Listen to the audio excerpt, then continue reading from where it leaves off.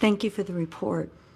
Excuse me. I recently read that NIH had allocated $100 million for autism research, and I was pleased because I'm rooting for all disease groups to get the funding they deserve.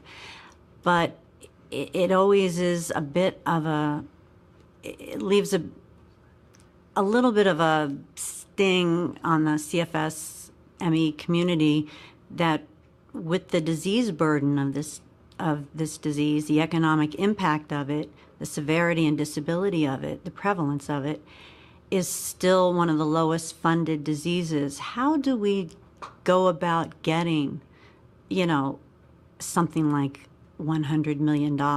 And we've estimated it to be about $120 million that we need. That would be like a fair share for the disease burden and everything taken into consideration. Susan Meyer, thank you for that question. That's a really, really good example, is autism and autism spectrum disorders. And it's very interesting that we have actually, in the working group, we have been exploring how other illnesses and disease categories have been moving their fields forward. And we're trying to use those as an example and a way that we can say, well, if it was successful for autism spectrum, if it was successful for this disorder or that disorder, can we do the same thing? And so we recently had Dr. Gregory Farber come and talk about the National Database for Autism Research. This is an absolutely huge database, and my guess is much of the 100 million went to that database. It's an unbelievable resource. But he said that it started with a patient base that's smaller than what we have now in ME/CFS, that it started with that. And it was a combination of researchers who applied for grants and got grants and showed these incremental research findings that was led up to the change from autism to the name change to autism spectrum disorder, because what happened? Autism isn't just one thing.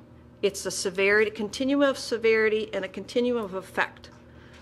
And it was the incremental funding through NIH that led to them to go from very little funding, very few resources, all the way up to this national database for autism research. And although I can't confirm the $100 million that you said, I would believe that they have had an unbelievable increase in the amount of funding that they receive. And it was a combination of the research findings, the individual researchers who applied for funding and believed that they were going in the right direction, and also advocates who said this is important. And that was what drove it forward. The last two things, it seems like we have that. We have the advocacy in place, and we have over 4,000 peer-reviewed articles. We have evidence-based studies. So what are we missing?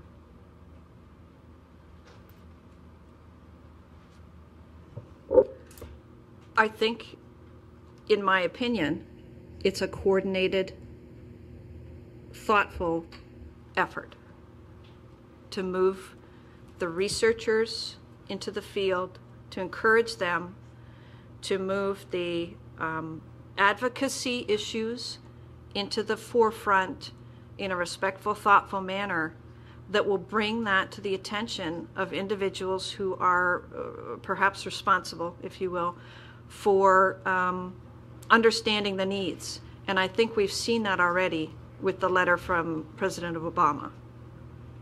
Obviously, there's some interest. Dr. Fletcher.